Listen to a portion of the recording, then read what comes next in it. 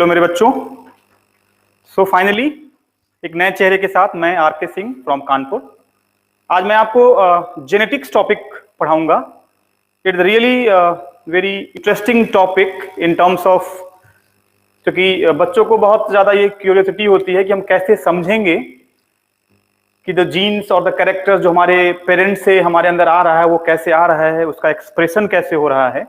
इस बात की जानकारी लेंगे और हम उन सभी मेथड्स को पढ़ेंगे क्लास 12th लेवल में कि how genes are transfer from one generation to another generation. उन चीजों को पढ़ने से पहले हमें थोड़ी सी हिस्ट्री समझनी होगी जेनेटिक्स की, कि ये टर्म कैसे इवॉल्व हुआ, कैसे डेवलप हुआ। क्योंकि ये तो पढ़ तो आप क्लास 10th में चुके हैं कुछ ना कुछ टॉपिक इसके, लेकिन 12th लेवल पे नीट के पर्पज से, बोर्ड के पर्पज से जो चीजें आपको जाननी है, जो बहुत जरूरी भी है समझने के लिए, वो सबसे पहले तो जी.जे. मेंडल के बारे में। GJ. Mendel, Gregor Johann Mendel, Gregor Johann Mendel. He was a great scientist.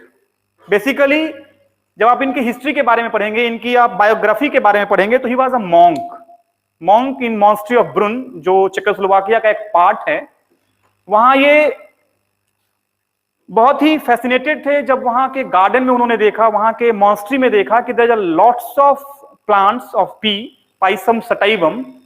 वहां के जब प्लांट्स को उन्होंने ऑब्जर्व किया, देखा there are lots of variation, कई सारे फ्लावर्स हैं, कई तरह के फ्लावर्स हैं, कई कलर के फ्लावर्स हैं। पॉड का जो शेप है वो अलग अलग तरह का है। पॉड्स में जो मटर के दाने हैं उनका शेप अलग अलग है। और इन चीजों को जब वो हर रोज देखते थे, क्योंकि वहीं वो रहते भी थे, और जब वो इन चीजों को देखने लगे, जब उसको ऑब्जर्व करने लगे, तो उन्होंने देखा कि it's really fascinating to know कि एक ही प्लांट्स में इतने सारे वेरिएशन कहां से हो सकते हैं।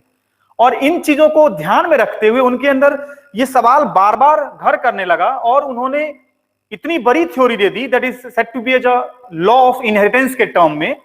तो हम उनकी बात करेंगे, हम पहले उस बात को डिस्कस करेंगे। ये आई होप कि आपको ये समझ में आ गई होगी बात कि मेंडल ने पी प्लांट को ही क्यों चूज किया। तो उसका सिर्फ एक कारण था, ऐसा नहीं था कि उन्हें मटर खाना पसंद था या मटर के फूल उन्हें बहुत पसंद थे। सिर्फ और सिर्फ एक कारण, क्योंकि मटर के पौधों के बीच वो बहुत बार बार रहने लगे, बहुत बार उन्होंने उन प्लांट्स को ही पर्पसली देखा। क्योंकि जहां उनका निवास था, जिस मोनेस्ट्री में वो रह रहे थे, क्योंकि वो मॉन्क थे, तो वहां उसी प्लांट्स को उनको बार बार देखने का मौका मिलने लगा। और देखते देखते कई सारी चीजें उन्होंने ऑब्जर्व करी। 7 डिफरेंट ट्रेट्स को उन्होंने यूज किया। ट्रेट्स मतलब फैक्टर, हम अभी डिस्कस करेंगे इसके बारे में। तो ये हमारा ब्रीफ कैरेक्टर था, ब्रीफ प्रॉपर्टीज थी जेनेटिक्स में मेंडल के बारे में, कि मेंडल ने पी प्लांट्स को ही क्यों चूज किया। इसके कई सारे कारण हैं, इसको हम फर्दर आगे डिस्कस भी करेंगे बोर्ड के पर्पस से, क्योंकि क्वेश्चन में ये आता भी है कि why Mendel purposely use P plant.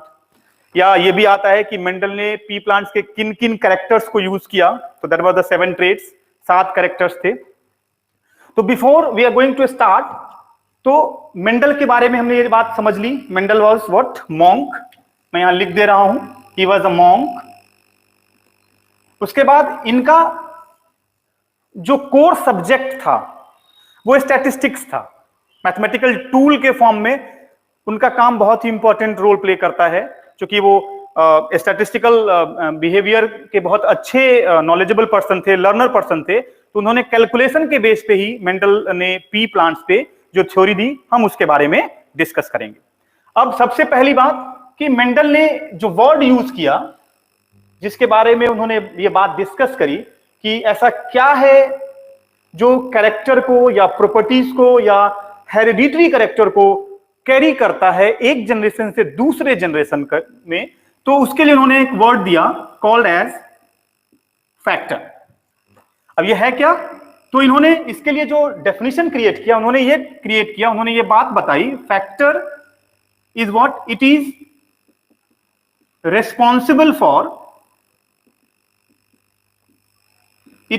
responsible for transfer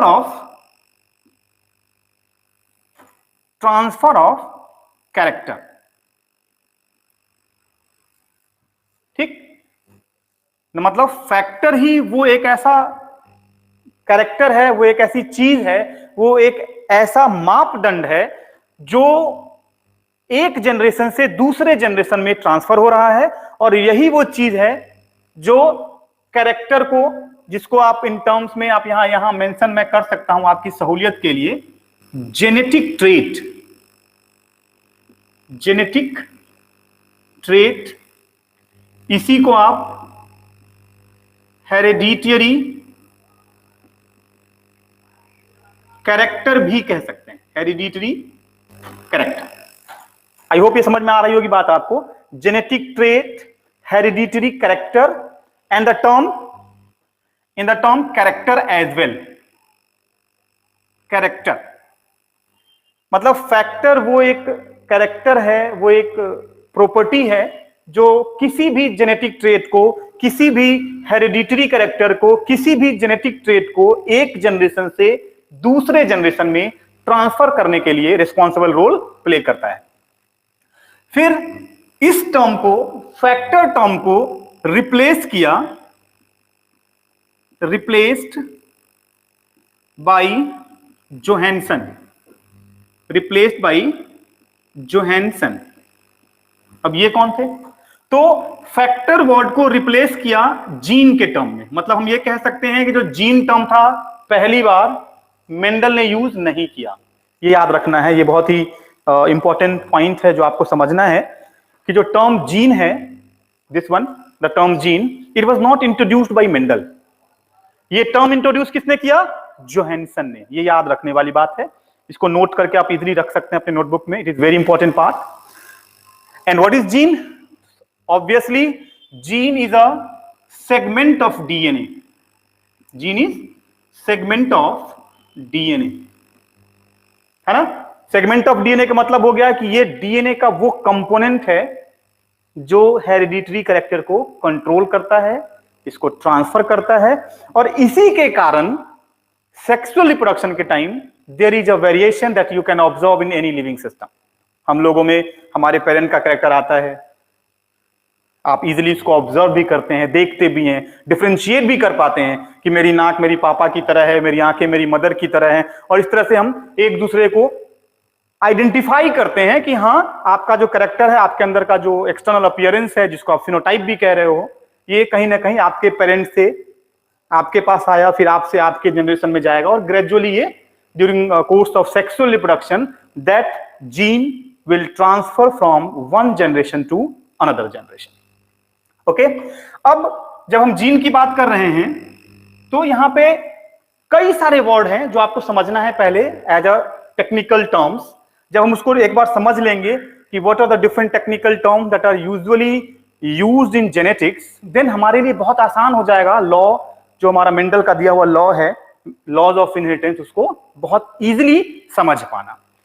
तो हमने क्या सीखा? अभी हमने सीखा जो एक वर्ड है फैक्टर, जो रिस्पॉन्सिबल है ट्रांसफर ऑफ कैरेक्टर के लिए, ये टर्म मेंडल ने दिया, ठीक है। And that factor term was given by Mendel, GJ Mendel, Gregor Johann Mendel, जो एक मॉन्क थे ब्रुन में। कहां थे? इन ब्रुन। ये भी मैं लिख दे रहा हूं, इन ब्रुन। ये ऑस्ट्रिया में एक जगह है, ऑस्ट्रिया, ठीक है। फिर इस वर्ड को, फैक्टर वर्ड को रिप्लेस किया जोहानसन ने। जब जोहानसन इनहेरिटेंस पैटर्न को स्टडी कर रहे थे तो उन्होंने देखा कि जो वर्ड मेंडल ने यूज किया है, it is technically not feasible to define something which is responsible for transferring character with the word factor, क्योंकि इट्स क्वाइट कंफ्यूजिंग कि एक फैक्टर किसी भी कैरेक्टर को कैसे कंट्रोल कर सकता है, कैसे वो ट्रांसफर कर सकता है। तो then he replace the word factor with gene. ये बात आपको याद रखनी है, मैं फिर दोहरा रहा हूं। The term factor was given by GJ Mendel and the term factor was replaced by Johannsen, जो 1909 की बात है, 1909 में इन्होंने ये काम किया था। And the term factor replaced by Johansson and he gave the term gene. और जो बातें जीजे मेंडल ने करी, this all things was explained by the Johansson in the same way, बस डिफरेंस आई थी सिर्फ एक बात की, and that is what the gene is responsible for transfer of genetic character, genetic trait. Got it? अब जो technical word है हमारे पास वो है genotype. Genotype and then what genotype is? देखिए, अगर आप बहुत केयरफुली इसको समझने की कोशिश करेंगे, ये दो वर्ड है, जीन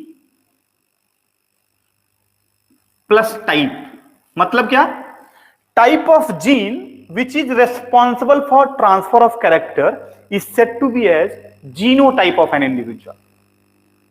किस तरह का जीन है? अभी तक तो हमने पढ़ा कि जीन रिस्पॉन्सिबल है ट्रांसफर ऑफ जेनेटिक ट्रेट का, ट्रांसफर ऑफ जेनेटिक कैरेक्टर का, लेकिन अब हम पढ़ रहे हैं कि ये किस तरह का जीन है जो कैरेक्टर को ट्रांसमिट करता है, जेनेटिक ट्रेट को रिप्लेस करता है, ट्रांसफर करता है, so that the individual will be seen कि हाँ, उनमें ये जो कैरेक्टर्स हैं ये इनके पेरेंट्स से आ रहा है, from one generation to another generation.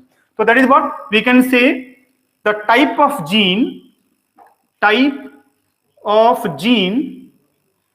responsible for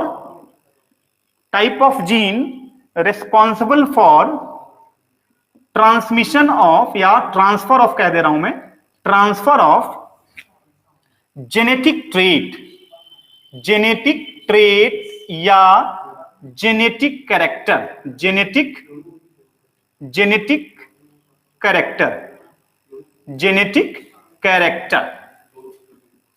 ठीक है? तो that is what the genotype. अब ये जीनोटाइप को फिर से डिफरेंशिएट किया गया। दिस जीनोटाइप में बी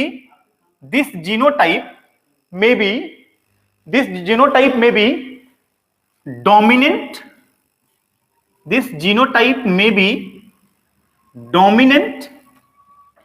और रिसेसिव। मतलब अब ये जो जीनोटाइप है वो दो तरह का हो सकता है, डोमिनेंट हो सकता है या रिसेसिव हो सकता है। अब अगर ये दो तरह का है तो ऑब्वियसली इसका कुछ ना कुछ तो इंपॉर्टेंस होगा कि हमने एक को डोमिनेंट कह दिया, एक को रिसेसिव कह दिया। अब डोमिनेंट का सिंपल सा मतलब है, जो नॉर्मल हम लेमन लैंग्वेज में समझते हैं, वो ये है कि कहीं ना कहीं ये वो ट्रेट है जो किसी की नहीं सुनता है, या इसके सामने किसी की कोई वैल्यू नहीं रह जाती है। मतलब वो एक ऐसा कैरेक्टर जिसके सामने कोई दूसरा कैरेक्टर एक्सप्रेस नहीं करेगा, उसके सामने कोई भी दूसरा कैरेक्टर एक्सप्रेस करने में सक्षम नहीं होगा। अगर हम बिल्कुल शुद्ध भाषा में आपको बताएं तो those characters are said to be as a dominant character, dominant trait और डोमिनेंट जीन, और that is what the type of gene. Got it? अब इस डोमिनेंट जीन को फिर से डिफरेंशिएट किया गया, क्योंकि ये दो तरह के हो सकते हैं। ये होमोजाइगस हो सकते हैं, होमोजाइगस, या ये हेटेरोजाइगस हो सकते हैं, heterozygous.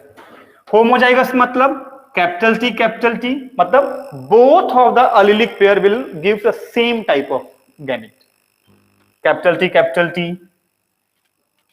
Capital R, capital Y, they all are said to be as the homozygous case, homozygous condition of the particular gene, that what we are saying a type of gene, that is genotype।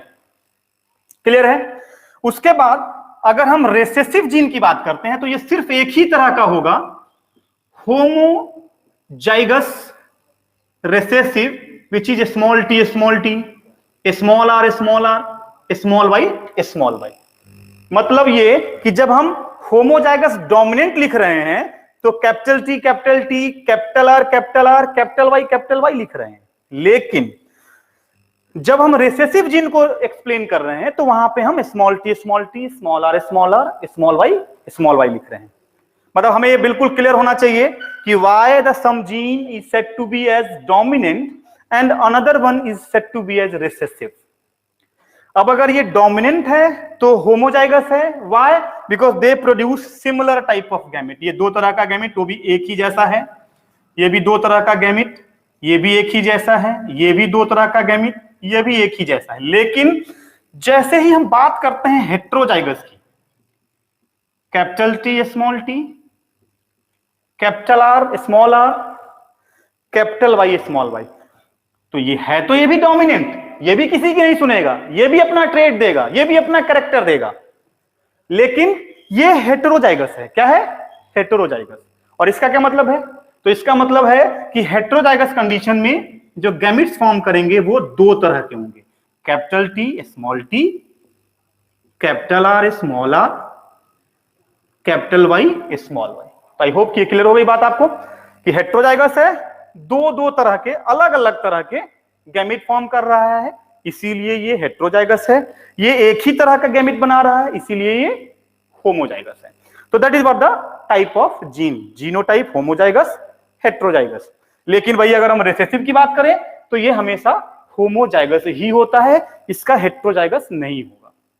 अब अगर इसके हम definition की बात करें कि what is dominant, what is recessive, तो dominant gene are those gene which expresses in both condition, dominant homozygous and dominant heterozygous. मतलब कि जो ये जीन है डोमिनेंट, ये दोनों ही केस में अपना एक्सप्रेशन देगा। अगर हम यहां सिर्फ हाइट ऑफ द प्लांट की बात करें तो यहां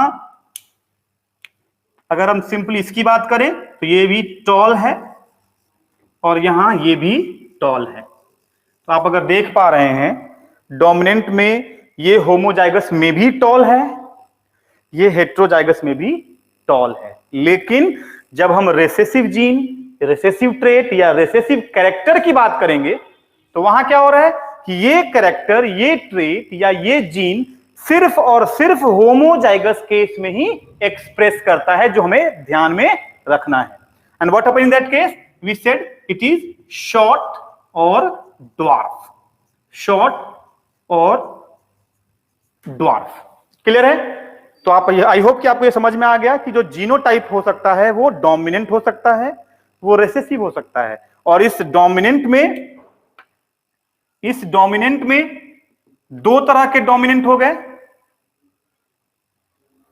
homozygous dominant, heterozygous dominant. Recessive में एक ट्रेट हो गया, that is what the homozygous recessive. अब आई होप कि आपको ये बात समझ में आ रही होगी कि एक जीन जो फैक्टर के फॉर्म में शुरू हुआ, मेंडल ने किया, ये बात है 1953 से लेके 66 65 तक की बात है। 53 से लेके 7 साल 63 तक इनकी बातें चली थी। लेकिन सरप्राइजिंगली अभी इनकी बहुत सारी बातें ऐसी हैं जो भी हम अगले क्लासेस में भी डिस्कस करेंगे कि इनकी थ्योरी को उतनी ज्यादा इंपॉर्टेंस नहीं दी गई 1900 तक।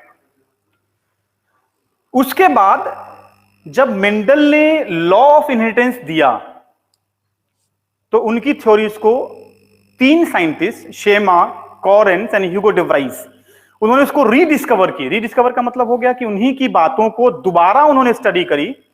एंड व्हेन ही फाउंड कि this theory was amazing and these theories were extraordinary, जो किसी ने नहीं बताई थी। और एक्स्ट्रा ऑर्डिनरी क्यों? क्योंकि उनकी हर एक बात यूनिवर्सल थी, हर एक बात जीन से रिलेटेड थी, जो बिल्कुल सही थी।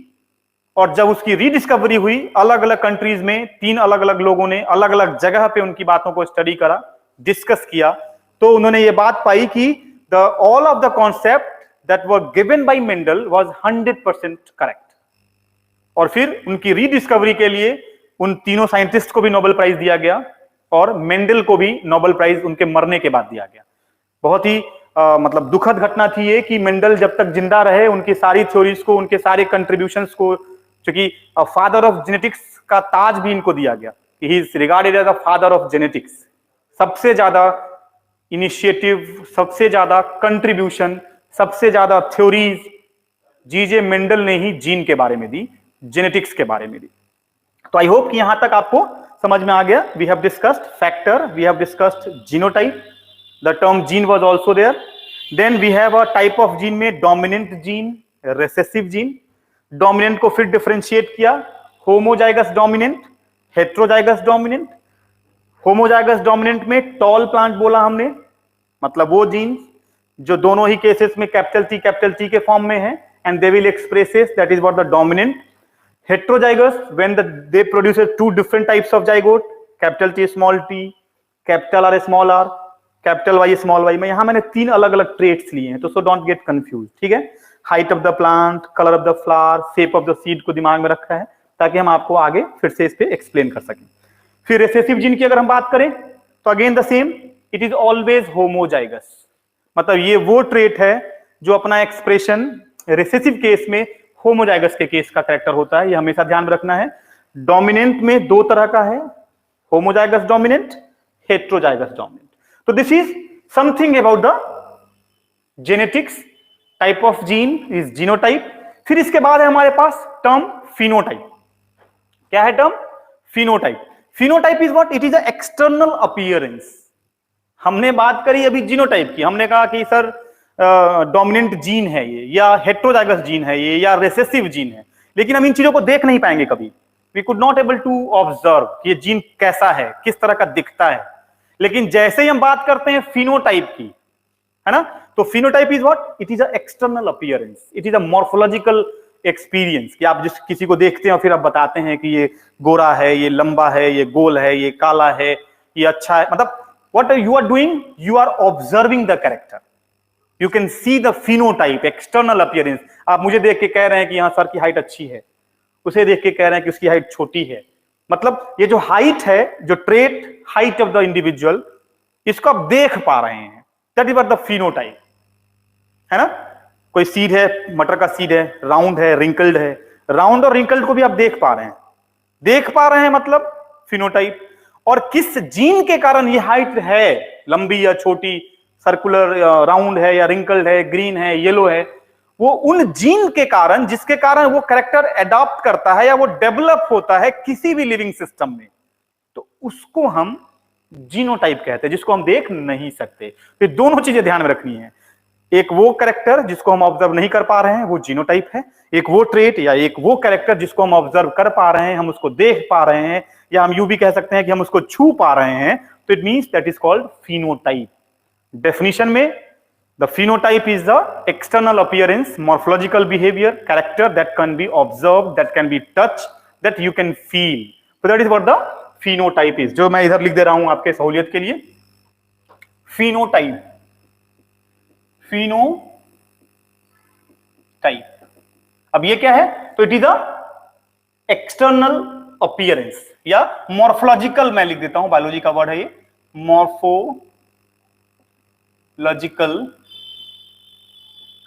अपीयरेंस, मतलब वो कैरेक्टर जिसको आप देख पा रहे हैं। एक्सटर्नल भी हम लिख दे रहे हैं ताकि आपको कहीं से भी कोई डाउट ना रहे। External appearance can be touch, can be touched, जिसको आप छू सकते हैं, आप उसको देख सकते हैं, आप उसको ऑब्जर्व कर सकते हैं। कैन बी टच्ड, सी और ऑब्जर्व्ड, ऑब्जर्व्ड। अब इसको अगर हम और थोड़ा सा आसान कर दें आपके लिए, तो हम यहां लिख सकते हैं height of plant, colour of seed, colour of flower लिख देता हूं ताकि आपको कोई कंफ्यूजन ना रहे। कलर ऑफ फ्लावर, मैं यहां तीन चीजें लिखता हूं ताकि आपको समझा पाऊं। Shape of seed.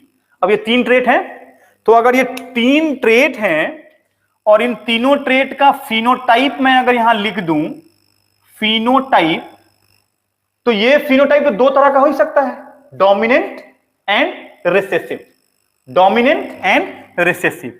तो अगर ये हाइट ऑफ द प्लांट में अगर हम डोमिनेंट यहां लिख रहे हैं तो ये टॉल है, और अगर एकदम रिसेसिव लिख रहे हैं तो ये ड्वार्फ है या शॉर्ट है। कलर ऑफ द फ्लावर में हम यहां लिख दे रहे हैं रेड और यहां लिख दे रहे हैं व्हाइट। शेप ऑफ सीड में हम यहां लिख रहे हैं राउंड और यहां लिख दे रहा हूं मैं रिंकल्ड। तो अब आप सिंपल सी बात, अगर आप इसको ऐसे देखिए कि फिनोटाइप था तो हम इसको देख रहे थे कि टॉल है, शॉर्ट है, रेड है या व्हाइट है, राउंड है या रिंकल्ड है। लेकिन जब हम इनके जीन की बात करेंगे, एंड दैट जीन में भी टॉल है, तो यहां मैं लिख दे रहा हूं कैपिटल टी हो सकता है या कैपिटल टी स्मॉल टी हो सकता है। लेकिन अगर ड्वार्फ की बात करिएगा तो ये हो जाएगा स्मॉल टी स्मॉल टी। वही अगर रेड की बात करेंगे तो ये कैपिटल आर भी हो सकता है, कैपिटल आर स्मॉल आर भी हो सकता है। लेकिन व्हाइट में ये हमेशा रिसेसिव होगा। राउंड है तो कैपिटल डब्ल्यू, और अगर रिंकल्ड में होगा तो ये हमेशा स्मॉल डब्ल्यू स्मॉल। तो आप इन ट्रेट्स को, इन जीन को नहीं देख सकते बिकॉज दीज आर जीनोटाइप। लेकिन ये जो रेड में है, tall, dwarf, red, white, round and wrinkle, इसको आप देख पाएंगे। तो दीज आर फिनोटाइप। ठीक है, तो this is what the phenotype and genotype. तो these are the some technical words जिसको हम लोग मॉलिक्यूलर बेसिस ऑफ इनहेरिटेंस, जो हमारा पहला चैप्टर है जेनेटिक्स का, है ना, उसमें हम लोग इन सब टर्म्स को एक एक करके डिस्कस करेंगे। ये हमारे बहुत ज्यादा काम आने वाला है इसी चैप्टर में, तभी मैंने आज आपको ये चीजें डिस्कस की हैं। एंड आई होप कि ये सब चीजें आपको समझ में आई होगी। जो भी डाउट होगा आप कमेंट सेक्शन में जरूर मेंशन कर दीजिएगा, ताकि मैं फर्दर अगले क्लास में आपको उन सभी डाउट्स को मैं क्लियर अप कर पाऊं। ठीक है,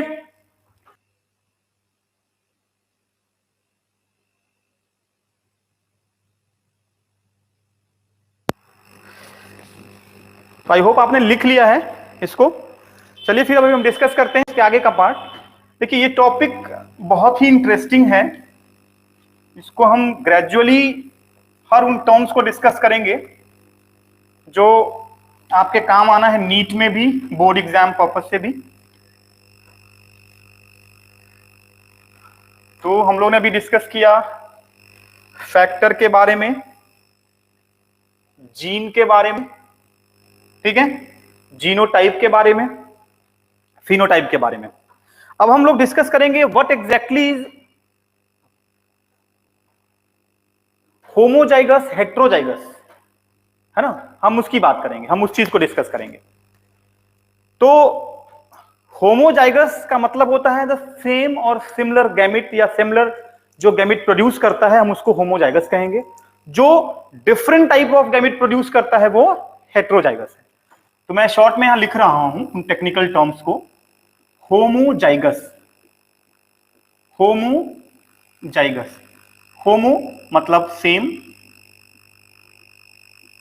जाइगस मतलब गैमिट, मतलब produces similar types of gametes. ठीक है, अब इसमें है क्या, तो we have capital T, capital R, capital Y. अब यहां पे क्या है, ये दोनों ही सिमिलर गैमिट प्रोड्यूस करने वाले ट्रेड्स हैं, एक ही तरह का गैमिट प्रोड्यूस करेगा। That is capital T single है, ये भी एक ही तरह का कैपिटल आर प्रोड्यूस करेगा, ये भी एक ही तरह का कैपिटल वाई प्रोड्यूस करेगा। साथ ही साथ we have one more word that is recessive. Homozygous में ये बहुत इंपॉर्टेंट चीज है जो आपको समझनी है। होमोजाइगस केस डोमिनेंट में भी होता है, रेसेसिव ट्रेट में भी होता है, और यही वो कैरेक्टर है, टेक्निकल टर्म है, जो दोनों को डिफरेंशिएट भी करता है कि एक डोमिनेंट जीन वो जीन है जो होमोजाइगस और हेट्रोजाइगस दोनों ही कंडीशन में एक्सप्रेस करता है, इसीलिए उसको हम डोमिनेंट कह रहे हैं। रेसेसिव जीन सिर्फ और सिर्फ होमोजाइगस केस में एक्सप्रेस कर रहा है, तो इसीलिए वो रेसेसिव है। तो it means it produces only one type, that is small T, इसको आपने कहा रेसेसिव।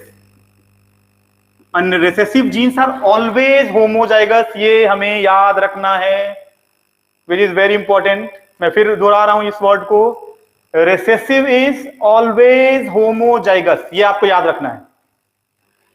जबकि डोमिनेंट में दोनों हो सकता है, होमोजाइगस डोमिनेंट भी हो सकता है, हेट्रोजाइगस डोमिनेंट भी हो सकता है। अभी हम यहां डिस्कस भी करेंगे। अभी बताया मैंने आपको होमोजाइगस के बारे में, एक ही तरह का है, लेकिन ये हमारा डोमिनेंट है, जो अभी मैंने जस्ट पिछली स्लाइड में आपको बताया था। रेसेसिव भी होमोजाइगस है, लेकिन जैसे हम बात करते हैं हेट्रोजाइगस की, हेटेरोजाइगस, हेट्रो मतलब डिफरेंट, और जाइगोट दैट इज जाइगस। यहां लिखा मैंने produces similar types of gamete, similar type of zygote या गैमिट, ज्यादा बेहतर है आप गैमिट लिखिए, कंफ्यूजन नहीं रहेगी कभी भी। ठीक है, डिफरेंट गैमिट मतलब इट प्रोड्यूसेस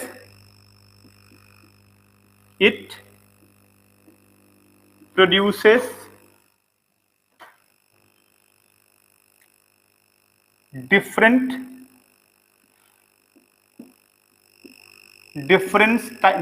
types of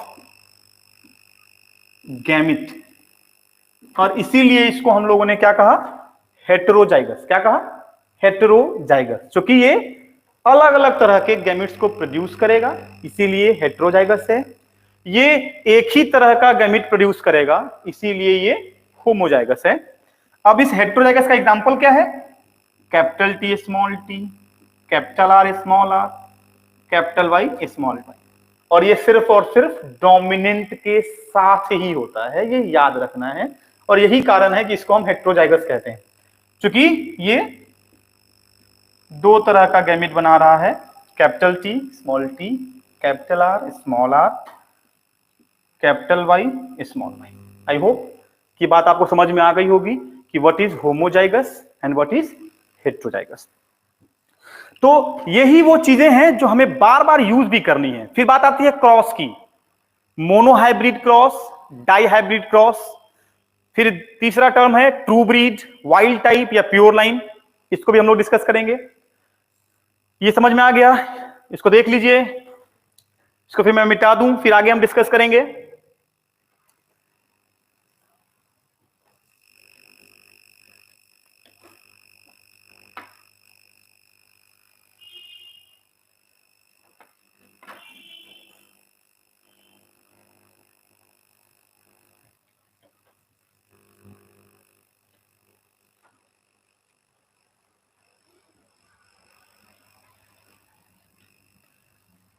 तो मेरे बच्चों, अभी मैंने क्या डिस्कस किया, होमोजाइगस और हेटेरोजाइगस के बारे में।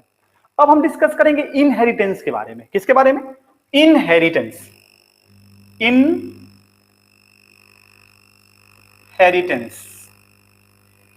इनहेरिटेंस को ही हम लोग हेरिडिटी भी कहते हैं, हेरिडिटी। अब ये है क्या, तो बहुत ही आसान है। इन मतलब आना, हिंदी में लिख दे रहा हूं, आपको आसानी होगी समझने में। और हेरिटेंस वर्ड बना है हेरिडिटरी कैरेक्टर से। किससे, हेरिडिटरी कैरेक्टर। मतलब हेरिडिटरी कैरेक्टर का एक जनरेशन से दूसरे जनरेशन में जाना, ट्रांसफर होने के प्रोसेस को हम इनहेरिटेंस कहते हैं। मतलब इन शॉर्ट हम सिंपली ये बात कह सकते हैं, it is a process of transfer of hereditary character from one generation to another generation. मतलब एक प्रोसेस है जिसके थ्रू हम कैरेक्टर्स को या हेरिडिटरी कैरेक्टर को एक जनरेशन से दूसरे जनरेशन को ट्रांसफर कर रहे हैं। तो क्या लिखेंगे, process of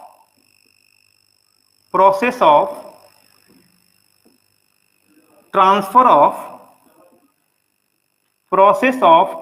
of hereditary character, process of transfer of hereditary character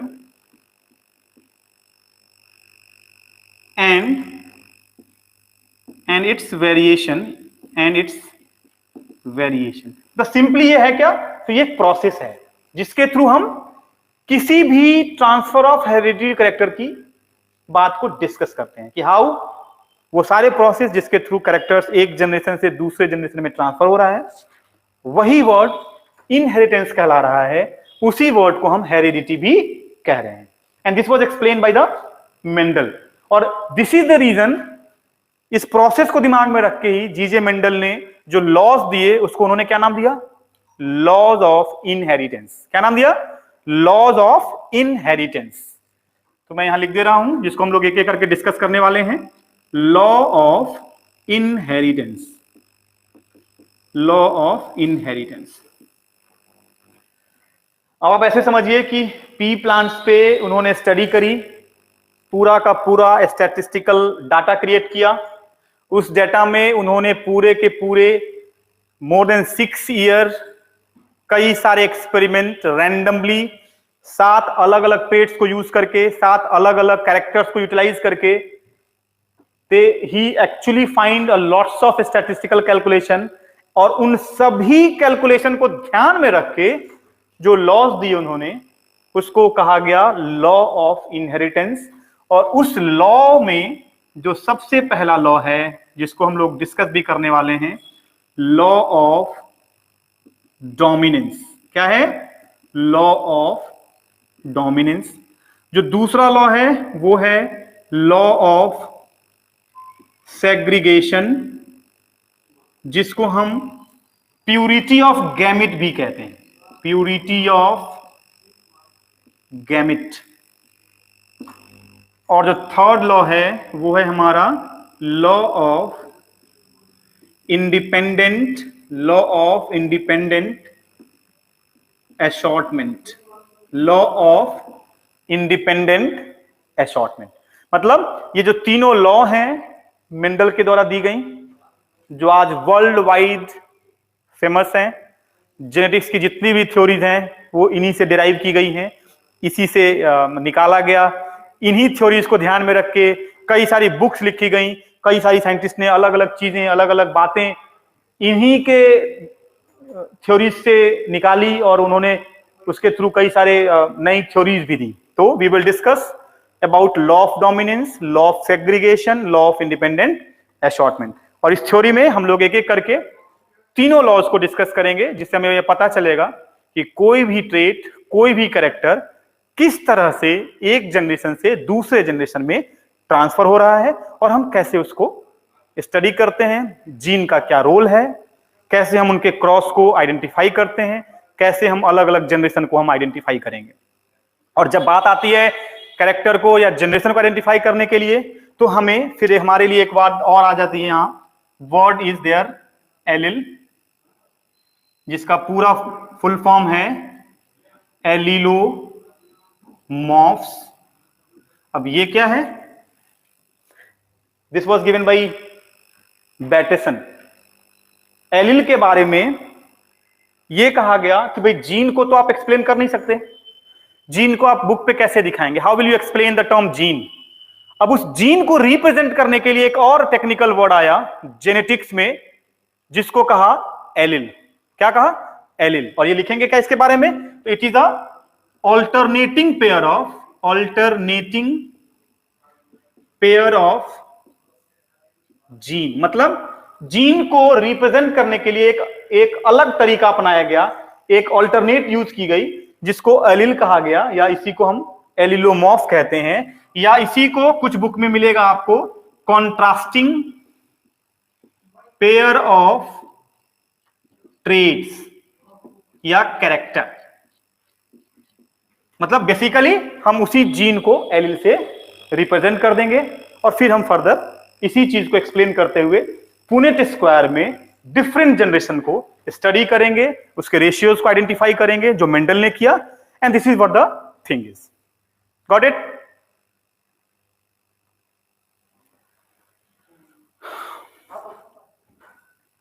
तो this was what the allele and allelomorph. तो इसको हम लोगों ने डिस्कस किया एलिल के बारे में। इसके बाद हम डिस्कस करेंगे जनरेशंस के बारे में, whether we will discuss F1 generation, F2 generation, and further जब हम क्रॉस करेंगे हम तभी जनरेशन को डिस्कस करेंगे। तो there we will discuss also monohybrid cross, dihybrid cross, जो आपके बोर्ड के सिलेबस में भी है, नीट में भी कई बार आया है और नीट में आता ही है। इस चैप्टर से अच्छा खासा इंपॉर्टेंट रोल है इस चैप्टर का हमारे नीट के एग्जाम में। तो this is what we are going to understand allele, allelomorph. ठीक है, आगे अब हम डिस्कस करने वाले हैं what is F1 generation and what is F2 generation.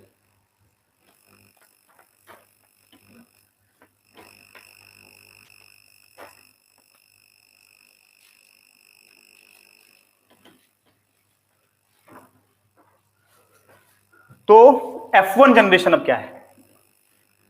F1 generation, F1 generation, F1 का मतलब हो गया first filial generation, first filial generation. मतलब जब हम क्रॉस कर रहे हैं तो जो पहला जनरेशन है, पहली पेडिग्री है, फर्स्ट ऑफ स्प्रिंग है अगर किसी क्रॉस का, तो उसको हम F1 जनरेशन से रिप्रेजेंट करेंगे। अब अगर हम एक क्रॉस दिखाएं आपको, capital T crosses with small T, तो जब हम क्रॉस करते हैं तो सबसे पहले तो गैमिट बनेगा, तो यहां लिख दिया मैंने गैमिट फॉर्मेशन, तो ये एक ही तरह का गैमिट बनाएगा कैपिटल टी। इधर ये भी गैमिट बनाएगा, इट इज स्मॉल टी, और फिर ये दोनों गैमिट जब आपस में प्रोड्यूस करेगा, फर्टिलाइज करेगा, मिलेगा, तो ये बनाएगा capital T and small T, जो हमारा F1 जनरेशन कहलाएगा। हम बार बार ये वर्ड नहीं लिखते हैं, हम सिंपली F1 लिख देते हैं, जो अंडरस्टूड है। Toll capital T is a tall, small T is a dwarf, dwarf को हम शॉर्ट भी कहते हैं, तो कंफ्यूजन नहीं रहना चाहिए। फिर जब हम फर्दर इसी की सेल्फिंग कराएंगे, सेल्फिंग का मतलब when we cross capital T small T with the capital T small T, this is what the selfing is, selfing कराएंगे। तो इसके बाद फिर से हम यहां पुनेट स्क्वायर बना देते हैं आपके आसानी के लिए। वी विल गेट, ये दोनों गैमिट बनाएगा कैपिटल टी स्मॉल टी, ये भी दो गैमिट बनाएगा कैपिटल टी स्मॉल टी। अब इन सभी को जब हम क्रॉस करेंगे फर्दर, तो कैपिटल टी स्मॉल टी हो गया, फिर कैपिटल टी स्मॉल टी, ये कैपिटल टी स्मॉल टी हो गया, फिर ये स्मॉल टी हो गया। तो यहां अगर आप ध्यान से देखिए, तो जब अगर हम फिनोटाइप की बात करेंगे, तो फिनोटाइप में हम जब देखते हैं तो we have 3 tall plant and 1 dwarf plant. हमने ट्रेट यूज किया जो हम ऑब्जर्व कर पा रहे हैं, है ना। तो इसका मतलब जो फिनोटिपिक रेशियो हो गया हमारा, फिनोटिपिक रेशियो वो हो गया 3:1, जो रिप्रेजेंट कर रहा है टॉल इज टू शॉर्ट को। लेकिन जैसे ही हम जीनोटिपिक रेशियो की बात करेंगे, जीनोटिपिक रेशियो, तो आप जरा ध्यान से देखिए, जो टॉल है उसमें एक कैपिटल टी वाला है, और जो दो है कैपिटल टी स्मॉल टी वाला है, और जो एक है अकेला है, बेचारा है, शॉर्ट स्मॉल टी वाला, वो है एक। तो this is what the F2 generation, ये क्या है, और इसी को हम क्या कह रहे हैं, F2 generation. So this is why it is very important to know what are the F1 and F2 generation. ठीक है, डन हो गया। और कोई डाउट है इसमें किसी को भी? देख लीजिए, इसको लिख लीजिए।